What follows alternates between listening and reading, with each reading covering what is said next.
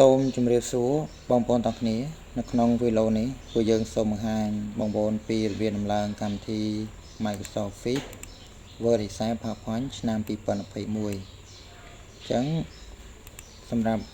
តាក់ទងនឹងកម្មវិធីបើបងប្អូនមានតម្រូវការបងប្អូនអាចតាក់ទងមកកាន់ពួកយើងបានហើយយើងនឹងផ្ដល់ជូនបងប្អូនអរគ្នាអញ្ចឹងសារកម្មវិធីនៅពេលដែលបងប្អូន download បានវានឹងបង្ហាញជា file ទម្រង់បែបនេះអញ្ចឹងបងប្អូនគ្រាន់តែចុចនៅលើកម្មវិធី file កម្មវិធីនឹងទៅកម្មវិធី Office នឹងទៅហើយបងប្អូនមកស្ដាំទៅមកយកពាក្យ Mouse នេះបងប្អូនយកលើពាក្យ Mouse ទៅហើយនៅពេលនោះបងប្អូននឹងឃើញមាន file ចំនួន3អញ្ចឹង file ដែលយើងធ្វើការដំឡើងគឺ file មួយដែលមានឈ្មោះថា setup ហើយ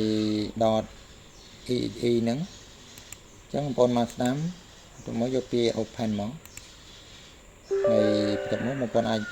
ចុចលើពាក្យ yes មកហើយបន្ទាប់មកបងប្អូនធ្វើការរងចាំបងប្អូនរងចាំបន្តិចទៅហើយនៅពេលនោះផ្ទាំងកម្មវិធីវាលោតមកបែបនេះអញ្ចឹងបងប្អូនធ្វើការរងចាំដើម្បីឲ្យកម្មវិធីធ្វើការដំឡើងចូលកុំព្យូទ័រចប់ទៅកាលណាដែលដំឡើងចប់សពគ្រប់ហើយពេលនោះបងប្អូននឹងទទួលបានកម្មវិធី Word Excel PowerPoint អញ្ចឹងបងប្អូនធ្វើការរងចាំឲ្យវាដំឡើងឲ្យចប់សម្រាប់ការដំឡើងលឿនឬយឺតវាអាស្រ័យទៅលើកុំព្យូទ័ររបស់បងប្អូនអរគ្នាជាក់ស្ដែងហើយបើសិនជាកុំព្យូទ័របងប្អូនដំណើរការបានលឿនអញ្ចឹងសម្រាប់ការដំឡើងក៏វាបានលឿនរហ័សទៅតាមនឹងដែរអញ្ចឹងអាស្រ័យលើកុំព្យូទ័ររបស់បងប្អូនអរគ្នាអញ្ចឹងបងប្អូនធ្វើការរងចាំបន្តិចទៅឥឡូវកម្មវិធីយើងបានដំឡើងចប់សពគ្រប់ហើយ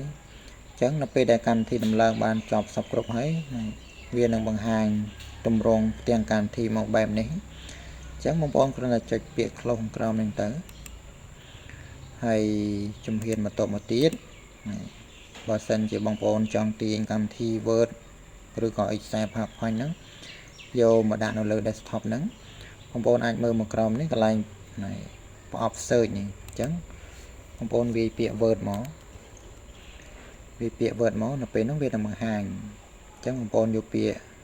Open File Location មកហើយបន្ទាប់មកយើងអាចរើសមកអញ្ចឹង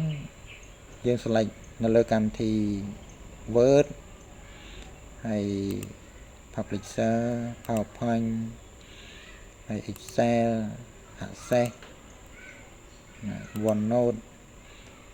ដើម្បី select បងប្អូនចុច Control នៅលើ keyboard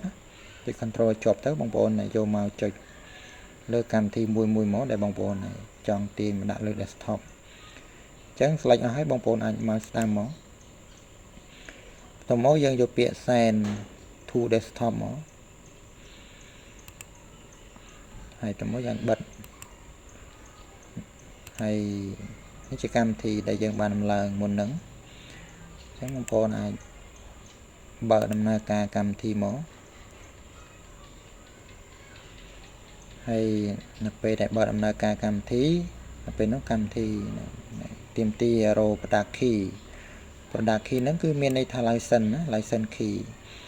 កាលណាដែលបងប្អូនអត់មាន license key គឺកម្មវិធីហ្នឹងយើងអត់ទាន់អាចប្រើប្រាស់បានជាផ្លូវការទេអញ្ចឹងតម្រូវបងប្អូនដាក់ license key ចូលឬក៏ license ហ្នឹងចូលដើម្បីយើងអាចធ្វើការប្រើប្រាស់កម្មវិធី Word Excel PowerPoint បានអញ្ចឹងសម្រាប់វីដេអូក្រោយពួកយើងនឹងធ្វើការបង្ហាញពីរបៀបដាក់ license key ចូល